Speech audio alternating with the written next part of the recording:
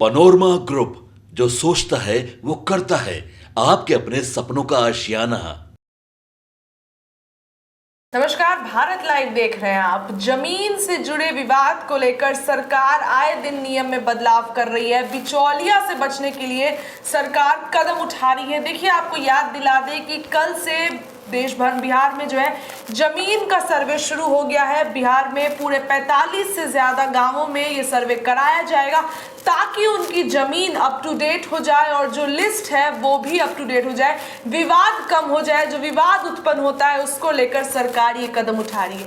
लेकिन लोगों के मन में ये मिथ है और ये डर है कि अगर हमारे पास कागजात नहीं है या कागजात है इसके बावजूद सरकार हमारी जमीन को हड़पना चाह रही है, सरकार ऐसा करके हमारी जमीन अपने नाम करवाना चाह रही है। देखिए, इस मुद्दे को लेकर हम आपके सामने आए हैं। ये मुद्दा आपके सामने क्लियर हो सके, बाबा आपको बताएंगे कि क्या जमीन को लेकर जो आपके मन में शंकाएं हैं उसको कैसे दूर आप कर सकते हैं और क्या क्या उसके विकल्प होंगे।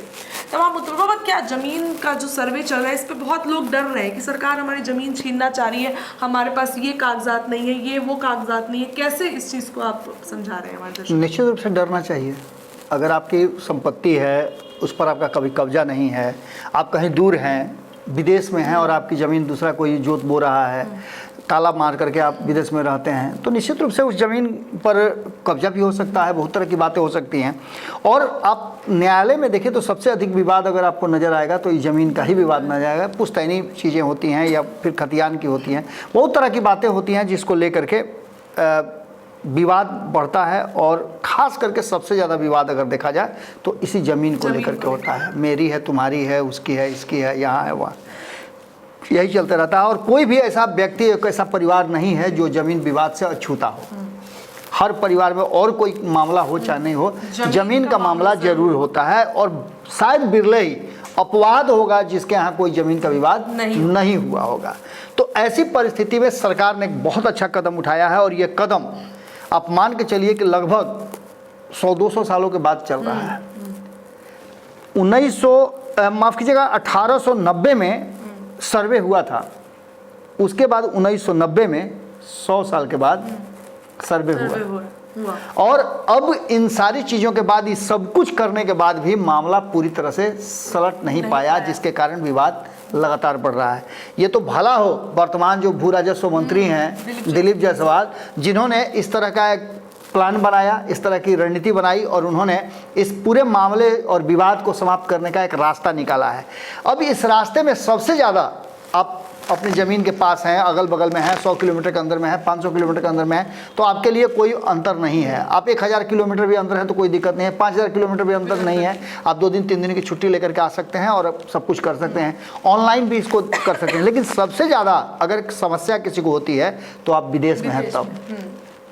खास करके आपने देखा होगा कि अभी अभी एक इसी तरह से ज़मीन विवाद ही कोर्ट में निरस्त किया गया है। माफ़ कीजिएगा, सदन में जिसका कानून बनाया जा रहा था वक्फ बोर्ड वाला, जिसको अभी जेपीसी को दिया गया है। लेकिन जो ज़मीन है इस पूरे बिहार में, उस बिहार में इन ज़मीनों को 45,000 से ज़्यादा ऐसे गाँव हैं जहाँ सर्वे किए जाना है। और इस सर्वे के बाद ज़मीन आपका है, ज़मीन का वास्तविक मालिक कौन है उसको अलग करके दिखाया जाएगा। इसके लिए कुछ पॉइंट्स दिए गए हैं। लगभग 177 ऐसे सवाल हैं जिनके जवाब आपको देने होंगे और उस जवाब के बाद संतुष्ट होकर के आपकी ज़मीन आपके नाम कर दी जाएगी, मोटेशन हो जाएगा और आपकी रसीद कटने लगेगी। इससे पहले भी अगर रसीद कटता है या पुश्तैनी ज़मीन है, सामूहिक रसीद कटता है, उसके भी प्रमाण मांगे जाएंगे। सीधी तौर पर जो आप विदेश में रहते हैं तो आपके लिए ये ज़रूरी हो जाता है कि आप अपने पुश्तैनी ज़मीन को या अपनी खरीदी ज़मीन को या आपको गिफ्ट मिली है उस ज़मीन को कैसे अपने लिए सुरक्षित रख सकते हैं। तो हम आज जो बातें बता रहे हैं और इस पर हम गहन मंथन कर रहे थे। यूं ही नहीं हवाई में कुछ नहीं बोल देना हमारा वो काम नहीं है। हम इस पर लगातार चर्चा कर रहे थे। हमने कई वकीलों से, कई लोगों से बातचीत की। इसका पूरा अध्ययन करने के बाद जो बातें सामने निकल करके आ रही है उसमें जो नियम तय किए गए हैं, जो तय किए गए हैं कि आप अपनी ज़मीन कैसे अपना कर सकते हैं, इसके लिए आपको कितने मौके मिले हैं, सारी बातें हम बताएंगे आपको। लेकिन सबसे पहले आपको बता दें कि यदि स्वघोषित आप उसके लिए आवेदन देते हैं तो भी मान्य है।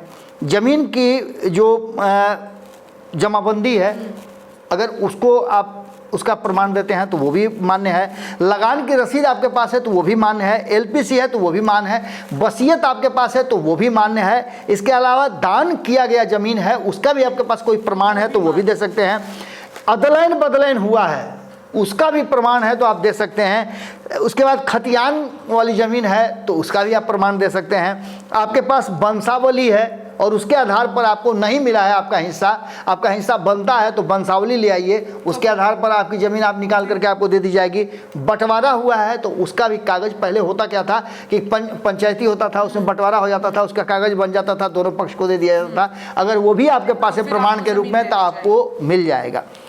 कल ही से ये शुरू हुआ है और इसीलिए हमने आज खास करके हमारे संपादक नमन मिश्रा जी इस विषय को लेकर के हम पर लगातार ये कर रहे थे, एक्टिव थे कि ज़मीन सर्वे एक बहुत गंभीर मुद्दा है जो कहीं ना कहीं बिहार की जनता चाहती है कि भारत लाइव भी इस मुद्दे पर अपनी बात रखे और सही सही जानकारी दे।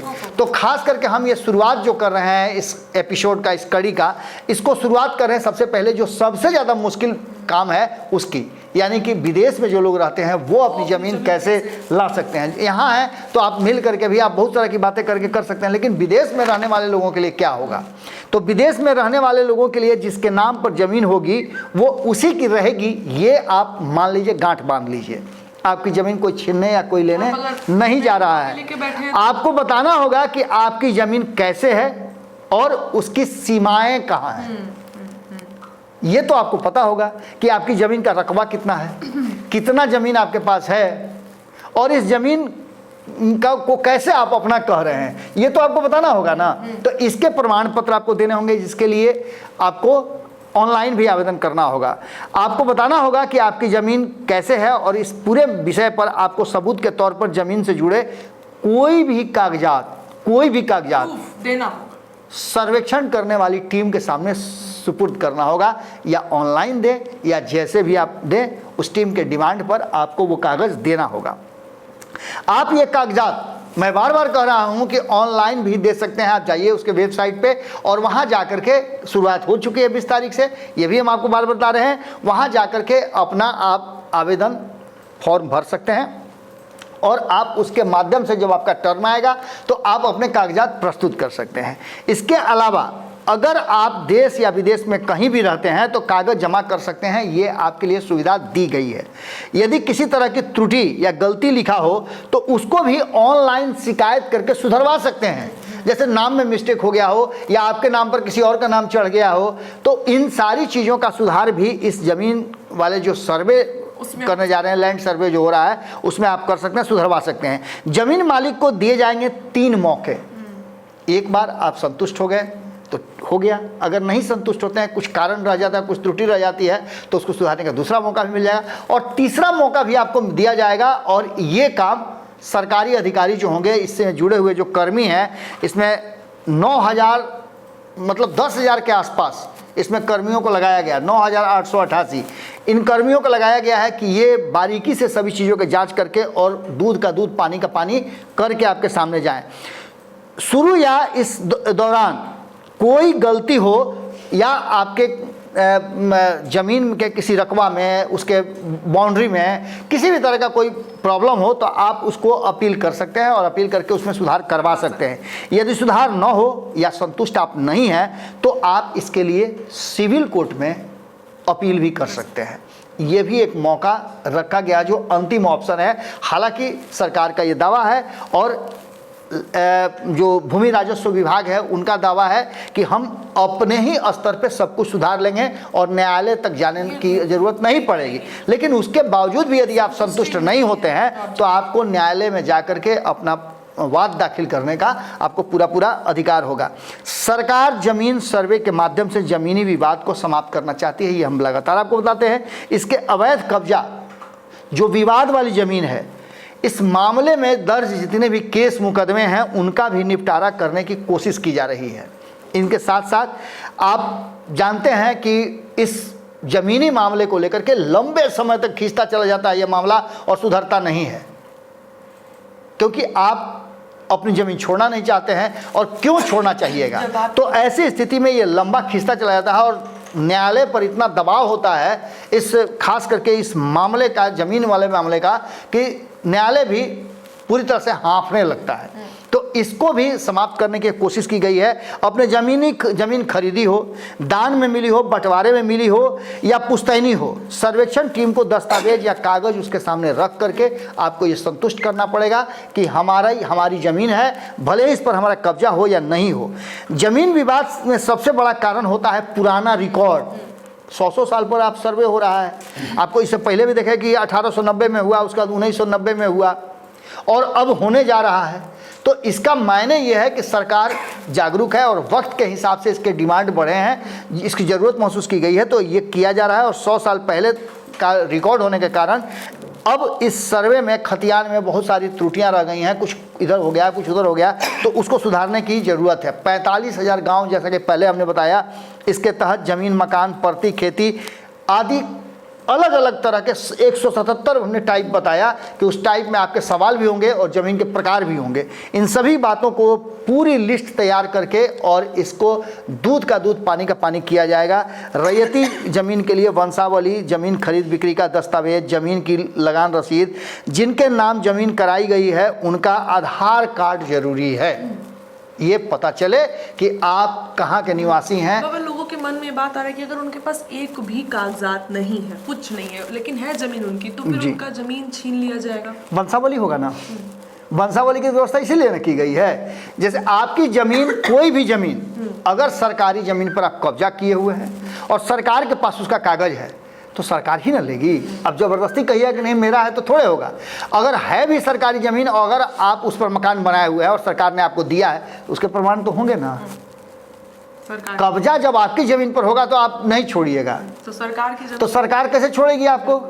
तो ऐसी स्थिति में आपके पास कोई कागजात नहीं है, आपकी वंशावली है ना, उस वंशावली से तो पता चल जाएगा ना कि 3 पीढ़ी 4 पीढ़ी से ये ज़मीन किसके पास थी, उस पीढ़ी में आप कहाँ हैं, आप कौन, कितने हिस्सेदार हैं, कितने भाग आपको चाहिए। ये सारी चीज़ें निपटाने के लिए पूरे ट्रेंड लोग बनाए गए हैं और इसके लिए ज़मीन नापी से लेकर के बाकी के जो प्रशिक्षित लोग हैं वो आपके समस्याओं का समाधान करेंगे।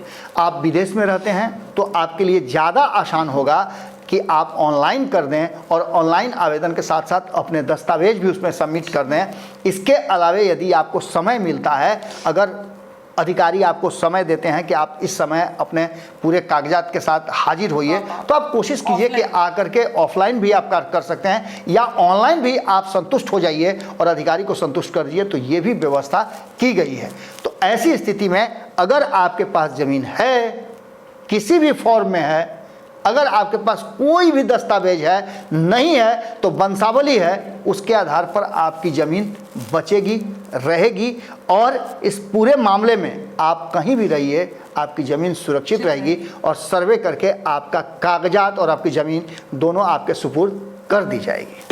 चलिए, तो जमीन सर्वे को लेकर हमने आपको बहुत महत्वपूर्ण जानकारी बाबा ने दी कि जमीन सर्वे आप अगर यहाँ नहीं है, आउट ऑफ इंडिया है, विदेश में है, तो किस तरीके से आप ऑनलाइन प्रक्रिया से भी अपनी ज़मीन को सुरक्षित रख सकते हैं। जो कागजात हमने आपको बताया, उस कागजात आपको अपने पास रखने होंगे। बाकी लोगों के मन में ये शंकाएं हैं कि जमीन सरकार हड़पना चाह रही है, छीनना चाह रही है, तो इसका भी विकल्प बाबा ने आपको दिया। फिलहाल जमीन सर्वे के इस रिपोर्ट में, इस खबर में इतना ही, और जमीन सर्वे वाली खबर लगातार भारत लाइव चैनल पर आपको मिलेगी।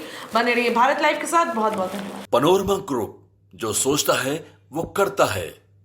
अगर ये वीडियो पसंद आई और वह बिहार के राजनीति और बिहारियत से सरोकार रखेनी तो सब्सक्राइब बटन दबा के चैनल के सब्सक्राइब कर ली। ओजे एगो घंटी बा, ओकरा बटन दबा देला से कुल सटीक और मारक खबर रुआ मुफ्त में मिल जाई। अगर रुआ पत्रकारिता के हमनी के नया प्रयोग में सहयोग कर चाहतानी तो ज्वाइन बटन दबा दी। पेटीएम नंबर नोट कर ली 9386816700। धन्यवाद।